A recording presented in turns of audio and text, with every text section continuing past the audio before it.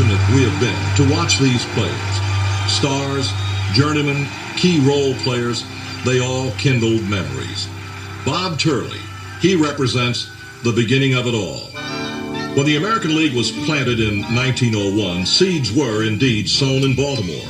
However, circumstances forced that franchise to be transplanted to the Big Apple, where the Orioles eventually became our dreaded rivals, the New York Yankees.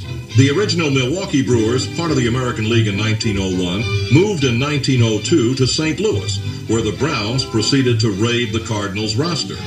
51 years later, on September the 29th, 1953, the Browns began their migration east. The flight path was engineered by Baltimore's mayor, Tommy D'Alessandro, and attorney, Clarence Miles. The birds came to roost at 33rd Street on opening day, April 15, 1954. Immediately before, the Orioles split a pair of games in Detroit, then took the train to Baltimore. Like fledglings, freed from a gilded cage, the players flashed their new black and orange plumage as they embarked on a parade through the crowds of excited bird watchers. It was a cool, drizzly spring day, but nothing could dampen the spirits of the hometown fans as they greeted Oriole manager Jimmy Dykes and his colorful collection of former Browns. The opponents were the Chicago White Sox, led by none other than future Orioles architect Paul Richards. Vice President Richard Nixon threw out the ceremonial first ball. Play ball. The first official pitch was thrown by the young right-hander named Turley. Catcher Clint Scrap Iron Courtney homered from the left side of the plate, and third baseman Vern Stevens belted one from the right. The 3-1 Bird victory capped a great day for the team and for the city. That first year, the Birds were still very much the Browns dressed in feathers. They only won 54 games, but it was a spirited, fun bunch to watch, and it was Major League Baseball. On September the 14th of that year, Paul Richards replaced Jimmy Dykes as manager and Arthur Ehlers as general manager of the team. Certainly we cannot stay with the same ball club that has lost 200 ball games in 2 years. It seems to me that if we're not going to make any deals, then we might find ourselves spending just about as much time in the 8th place as the club has the last 2 years. Richards might have been the original host of Let's Make a Deal. In the winter of 1954, he pulled off one of the biggest trades in baseball history. The deal was with the New York Yankees, who must have felt desperate after losing their first pennant in 5 years to the Cleveland Indians. 17 players were exchanged. Among those going to New York were Bullet Bob Turley, Don Larson, and Billy Hunter. Coming to the Orioles were the likes of Gus Triandus, Willie Miranda, and Gene Woodley. The next year, 54 players wore the Orioles uniform, including 23 pitchers. Making his debut among the throng was an 18-year-old second baseman from Little Rock. Richards moved the youngster to third base. 16 Gold Gloves later, it was fair to say the move looked pretty good. The pieces were slowly starting to be put together for the Orioles.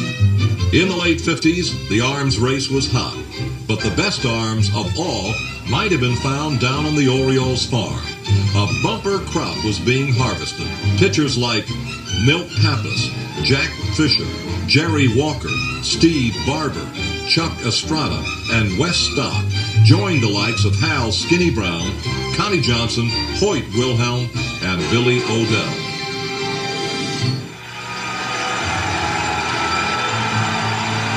In the splendid summer of 1958, Odell's shining moment came when the Orioles threw out the welcome mat for a cavalcade of All-Stars. It was the first All-Star game that did not have a single extra base hit. Odell was the pitching hero in the American League's 4-3 victory.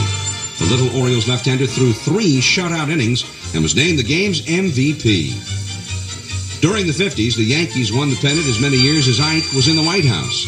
1958 was no exception. But on their way to the World's Championship, they made a late stop at Memorial Stadium. Gardner's got it, a no-hitter for Wilhelm. He's got a no-hitter. Wilhelm pitches the first no-hitter in modern Oriole history. Gus Triandos hit a solo home run to give the Orioles a 1-0 victory. That 30th home run set a record for American League catchers. Big Gus provided the winning blow even though he hated to catch Wilhelm, because trying to snag the wildly floating knucklers, even with a huge elephant ear mitt that Richards designed, was almost as frustrating as trying to hit it. In late 1958, the Orioles added an executive who brought stability and badly needed discipline. His name was E. MacPhail Jr. MacPhail became the general manager in November, while Paul Richards remained as field manager. It was a combination that led to a generation of success. Now, a brief look at the changing features of Memorial Stadium through the years.